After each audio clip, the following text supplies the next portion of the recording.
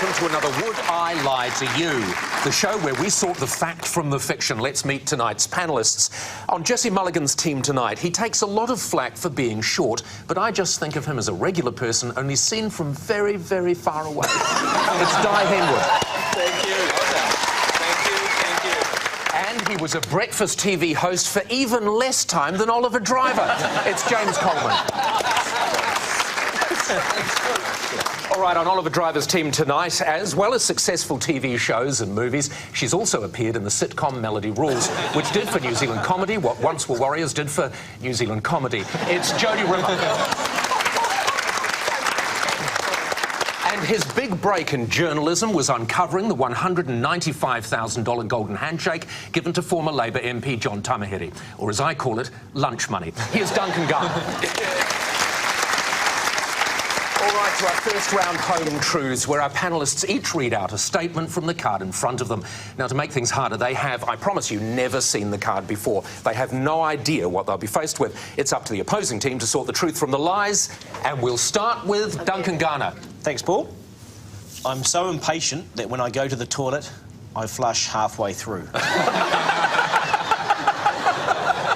Do you play Race the Flush, where you're going for a wee and then you flush and then you race the flush? Sorry, yeah. I didn't actually come up with a name for it, but yes. Yeah. I think actually, Di, you're being quite presumptuous here. You're assuming that this is wheeze and not poos.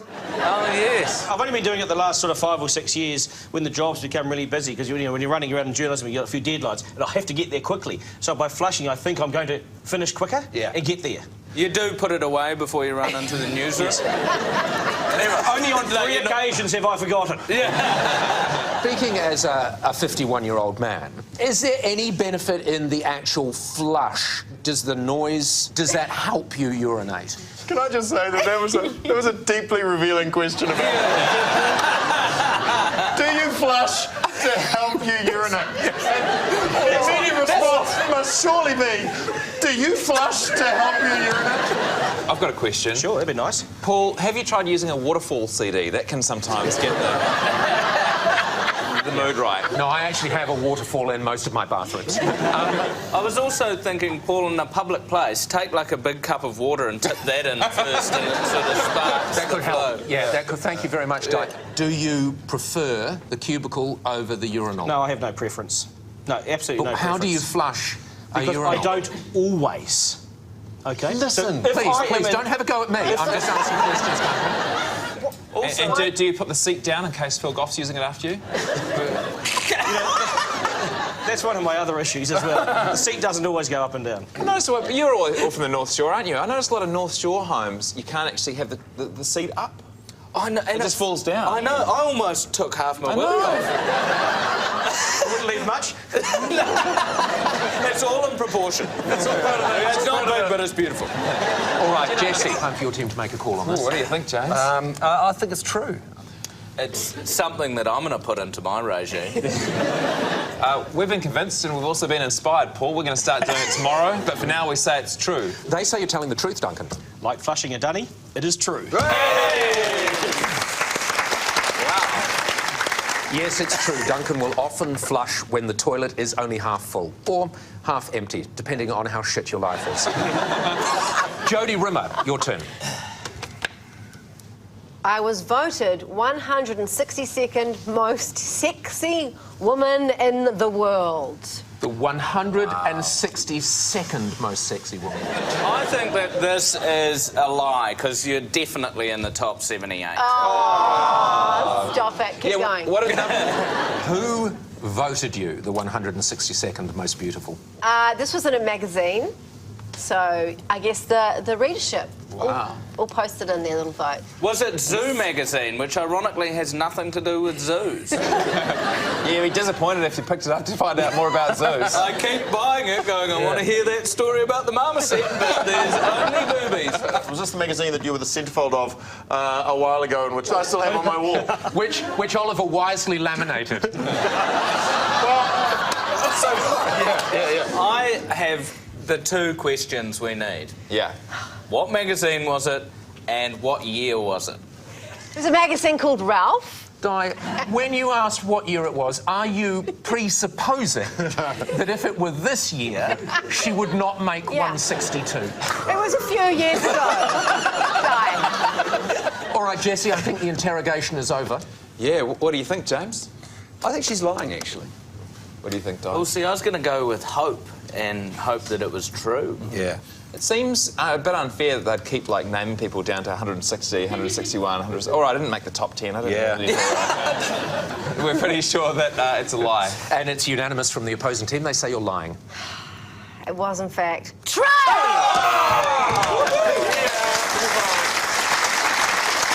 Yes. It was absolutely true. Jodie may have been voted number 162 by Ralph magazine, but Jodie, in our eyes, you'll always be in the top, say, 130. Oh. And at the end of that round, Oliver's team are just ahead, 4 points to 2. Join us after the break, when we'll be playing This Is Mine.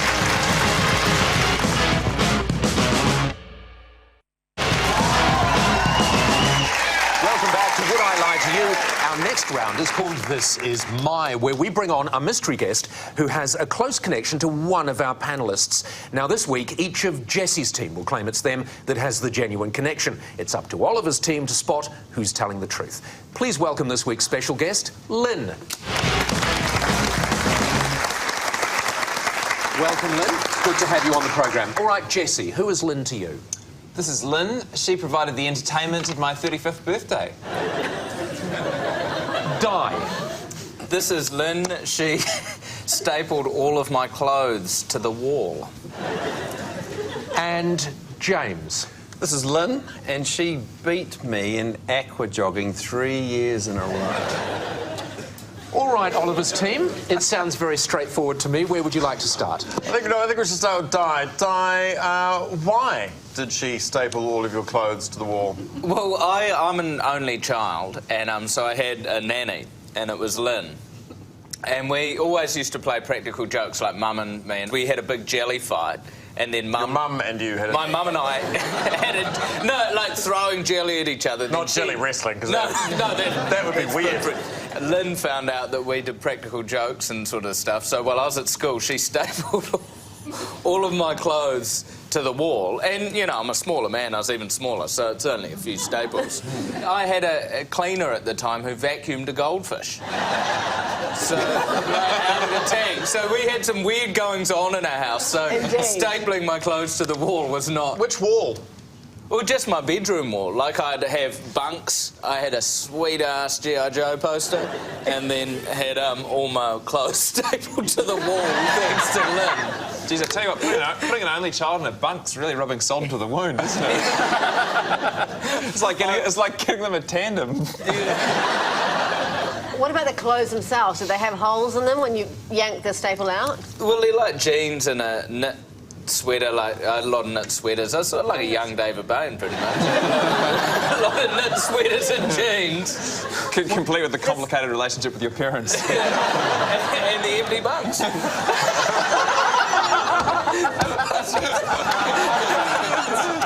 Did you retaliate with a practical joke of your own against Lynn? And if so, what was that practical joke? I sellotaped Lynn to the car. OK, I think we'll move on. James. This is Lynn, and she beat me in aqua jogging 3 years in a row. Yeah, I thought that was reserved for women over a certain age. Or under a certain age looking at Lynn. I was doing it more for an injury I had, and aqua jogging was something that... What's it that Lynn had over you? I mean, why was she so good? Well, because she's got the technique, and she's not as sizable as me, so she was able to slip through the water much more quickly. And see, old people, when they spend a lot of time in the water, actually get less wrinkly. They're actually... So if you're aqua jogging in a pool with a lot of elderly ladies, isn't there the danger that it will, like, turn into bisque? Some meat in there, and aqua jogging with lepers. You would never want to aqua jog with lepers. It would be like an Irish stew. Don't aqua jog with lepers. Better living, everybody. Jesse, could you please remind us all what your relationship to Lynn is? Yeah, Lynn provided the entertainment in my 35th birthday. What was the entertainment? She was an animal wrangler. What animal was she wrangling, and how was this entertainment at your 35th birthday party? Or was it sort of the theme of I'm a 5-year-old? I think you don't have to be 5 years old to enjoy an animal, Oliver.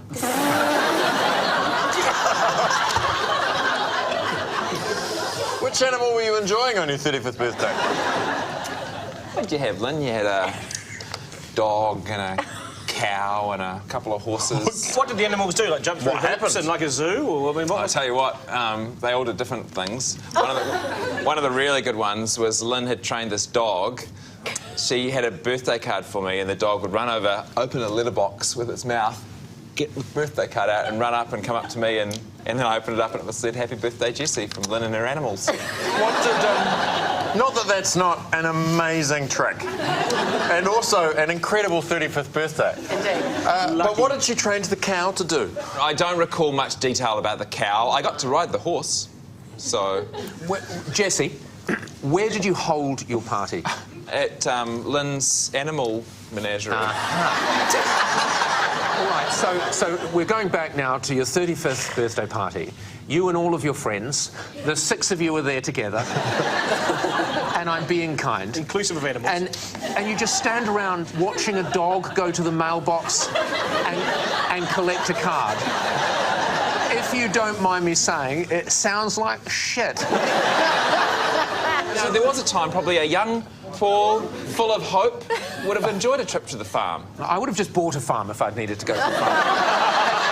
All right, do you want to deliberate? Jodie. Well, I think Lynn looks like a very fit woman. So doesn't. I think James. Are you saying that because the other 2 stories are fucking ridiculous? I totally agree. I think James is quite an accomplished aqua jogger, but not as good as Lynn. So Yeah. I'm going with James. Yeah. Rightio. We say Lynn beats James at aqua jogging. All right, Lynn, would you like to reveal your true identity? My name is Lynn from Clevedon Animal Farm, and Jesse came to our place for his 35th birthday.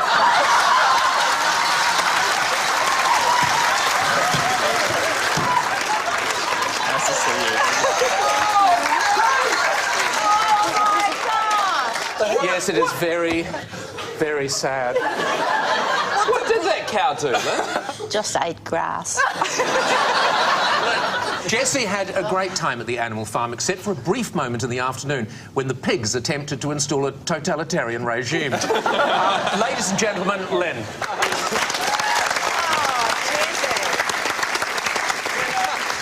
And after that round, Jesse's team have taken a comfortable lead. It's 6 points to 3. Join us after the break for Quick Fire.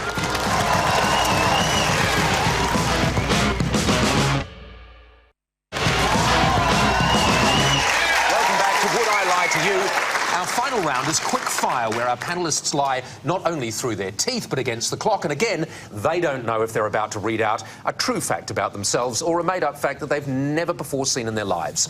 We're starting with Di Henwood. I have 14 bottles of moisturiser and often use 11 of them.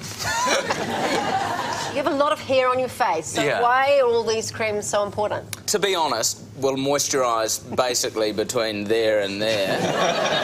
Because I have a lot of natural oils, potentially jojoba, coming off my hair. So your 3 favourite ones? Well, my 3 favourite ones. Oh, In fact, I like Cetaphil. I think it's pronounced Avene. This is. I don't want to be plugging products, but He's trying to think of his wife's cream. and Nivea. Sensitive for men. I wouldn't use 11 in one regime. I mean, that's ludicrous. Is it? You only use it on your face, or are there other parts of the body that you Well, it apply depends. it to? It depends whether I've had a dry night's sleep or not.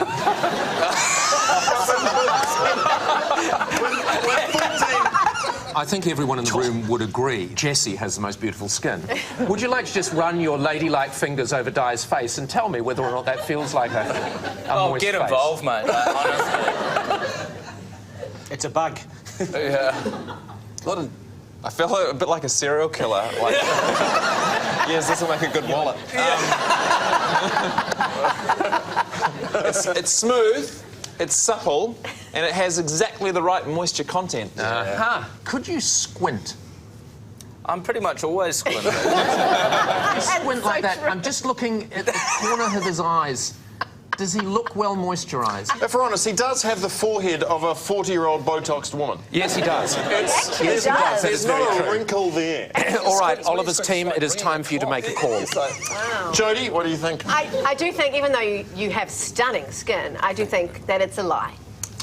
All right, Well, I saw him up close earlier on, and I just can't believe it. It's a lie. it's a lie, and I'm going to say with my team that it's a lie. So unanimously, Di, they say you're lying. Well, they are wrong because that fact is true.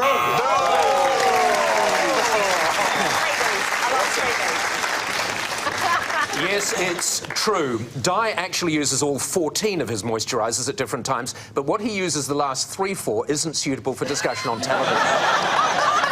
Duncan Garner, your turn. My retirement plan is to release a range of spice mixes called Duncan's Garnish. Oh, good. Yeah. What's your favourite spice? I go for the sort of mixed herbs, basically, because I cook the family a few roasts, so I'm just a mixed sort of herb guy. No, but what is your favourite spice? Well, I don't need to have a favourite spice. My uncle, who runs an orchard and he grows herbs and, you know, mixes some of those spices up into Horro, which is just north of Wellington. Sorry, he grows what there? Grows spices. He runs Go an get orchard. a branch of the cinnamon tree, son. I'm going to grind me up Well, it's funny there, isn't it? It's funny there because he does walnuts and all sorts of things. I want to run a business. OK? I want to run a business. Who doesn't? And if you go down to Pack and Say... Don't give me that tough political journalist face. I know. You want the answer to this? Are you the best face/body for a food brand? What they're diet spices. The diet They will be diet spices. So Are normal spices quite calorific? No, they can be, depending on what you're cooking. There is Right. If you cook a fatty steak, the spices... It's what you sprinkle the spice on that can be quite fattening. Give us one recipe. Tell us one combination Oh, of look, stuff. if you wanted to list off turmeric, tarragon, a whole bunch of kind of spices, he can. Nicely played, team captain. Nicely He played. can do that. Parsley, sage, rosemary, thyme. He's got them all. He's got them all there. Am I thinking, Duncan, that parsley, sage, rosemary and thyme will all be in one mixture? But as I said earlier, I mean, we will use the sage, obviously, and the rosemary and the turmeric and the thyme. We will use that, but we want to limit it. We want to limit it because those big brands are tough, and we want to go in on my face, like Paul Newman's. Exactly. All right, Jesse. Oh, dear. What do you think, Di? Pretty convincing? You don't have to know a lot about spices to get into the spice game, trust me. But he was hustling. Yeah, So I think it's a lie. It'd be pretty tough going to a venture capitalist and saying, I want to start a spice business, hoping that he doesn't ask you to name one spice. No, I don't think it's true, but I think it's definitely a great idea. Oh, it's definitely not true. It's definitely not a great idea. They say you couldn't possibly not be lying. How's this? It's a lie. Yes, Duncan's lying. That isn't his retirement plan. Actually, my retirement plan is quite simple, Duncan. I'm just going to stop working and live off my accumulated millions. Jodie Rimmer, your turn. I once streaked in church. Jodie once streaked in church. Was this during actual service or Sunday school or...? It was Christmas Day, and and we had a champagne breakfast, and then we went to church, and we've been daring each other all morning at home to do weird stuff, and we're just a bit like that in our family. And it's towards the end of church, and it was just so boring that probably wasn't the wisest idea, but I just whipped my top off and just ran to the other side of church. Well, I bet the priest was glad he was behind the pulpit. The whole pulpit apparently fell forward. So you didn't go from the front of the church to the back. You went from one side to the other side. Yes. And then what did you then? Because you're just on the side of a church with your tits out. No, you can walk the whole way round. So I went and straight out, and my brother was there, and we were just absolutely pissing ourselves. Then we went to the pub. I'm just trying to picture this. Don't picture try and it. picture that. To be honest, I was trying to picture this even before she said the line. Dirty old man. Right from the beginning of the program, I've been trying to picture it. But anyway, What did your parents Were the think? parents disappointed? Bill and Jan, were they a bit disappointed? Actually, that's why I'm so embarrassed with it, because my mother was completely horrified. My dad wasn't there because he's a heathen, but my mother was just beside herself, horrified. Oh, your father's the heathen. All right, Paul. Right, what do you Jesse. think, Di? This is a hard one. That's what the press says. Because Jodie is playful, I could see her doing a dare, I could see this happening. I know how things escalate and then you're suddenly naked in front of a priest. Things can happen. I think this is true. How about you? There's something... No, I don't think it's true. I think there was a bit much to it. Paul, we think it's a lie. We know the Catholic Church. Nothing dirty happens there. They say you're lying, Jodie. That is in fact true. It's a lie! Yes, Jodie was telling a lie.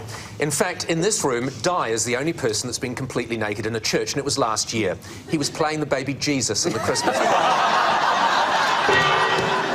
And that sound signals the end of our show, and I can reveal that Jesse's team have won with 8 points.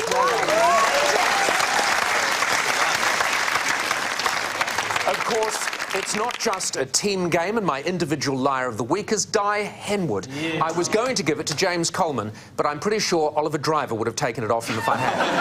Good night to you. Thanks, New Zealand On Air. I never knew lying could be such fun.